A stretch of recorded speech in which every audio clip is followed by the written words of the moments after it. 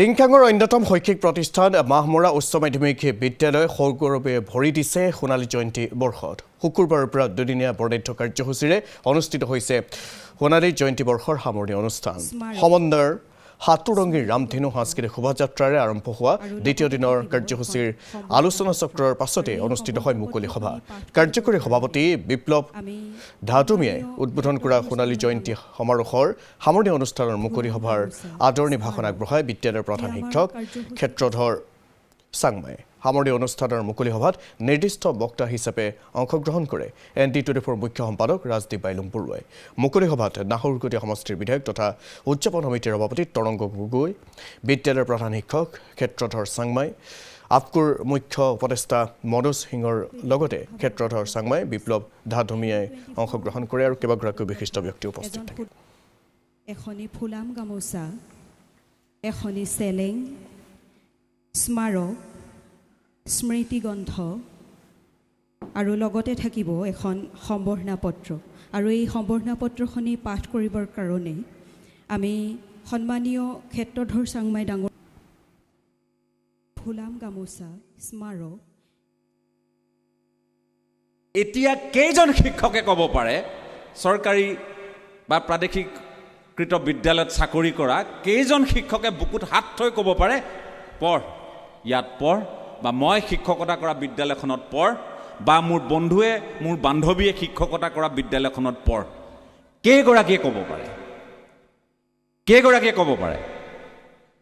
নোৱাৰে ক'ব। বহুতৰ সাহসে নুকুলায়। মই স্পষ্টকৈ কথা কওঁ, মই লোক ঢাক কৰি কথা নকওঁ। এই দৃঢ়তাৰে মই এইকাৰণেই ক'ব পাৰোঁ, নহ'লে আমাৰ চৰকাৰী খণ্ডত চাকৰি কৰা বহু শিক্ষকৰ ল'ৰা ছোৱালী গৰিষ্ঠ সংখ্যকৰ প্ৰাইভেট স্কুললৈ যায় নে নাযায়? দেখে নে নেদেখে? দেখে নে নেদেখে? দেখে। কি কাৰণে দেখে? প্ৰথম কথা, হয়তো তেওঁৰ নিজৰ ওপৰত বিশ্বাস নাই, আৰু নিজৰ ওপৰত বিশ্বাস নাই কাৰণে নিজৰ বন্ধু, নিজৰ সতীৰ্থ শিক্ষক শিক্ষয়িত্ৰীসকলৰ ওপৰত বিশ্বাস নাই যে ইয়াত চাংমাই ছাৰ আছে, যা পঢ়, এইটো ক'ব পাৰিব লাগিব। বা ইয়াত কোনোবা গগৈ ছাৰ আছে, কোনোবা শইকীয়া ছাৰ আছে, মোৰ বন্ধু, আমি একেলগে পঢ়িছিলোঁ একেলগে, ভাল পঢ়ুৱাই, ভাল গণিত শিক্ষা দিয়ে, ভাল বিজ্ঞানৰ শিক্ষা দিয়ে, ক'ব পৰা সেই পৰিৱেশটো আমাক লাগিব। সেই পৰিৱেশটোৱে আমাৰ ক্ৰমাৎ নোহোৱা হৈছে, ক্ৰমশ নোহোৱা হৈছে। আমাৰ ল'ৰা ছোৱালীয়ে কি দিশত আগবাঢ়িব পাৰে সেইটো আমি স্পষ্ট হ'ব লাগিব। ঘৰখন হ'ল আৰু বিদ্যালয়খন, প্ৰথম ঘৰখন, দ্বিতীয় বিদ্যালয়। এই শিক্ষক আৰু অভিভাৱকৰ সমন্বিত এটা প্ৰচেষ্টাৰে আমি ছাত্ৰ ছাত্ৰীসকলক আগুৱাই নিব পাৰোঁ নিৰ্ধাৰিত দিশত। যে তাৰ কি কোৱালিটি আছে, কি গুণ আছে, সেইখিনি আমি এতিয়া নিজে বুজিব পাৰোঁ।